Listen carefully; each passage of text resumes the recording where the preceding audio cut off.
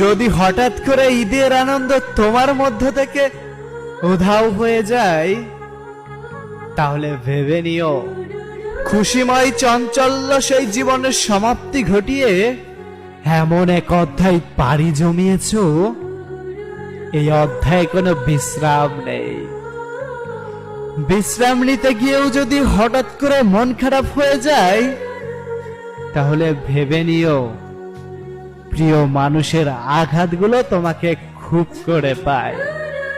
ঈদ আছে, আনন্দ নাই,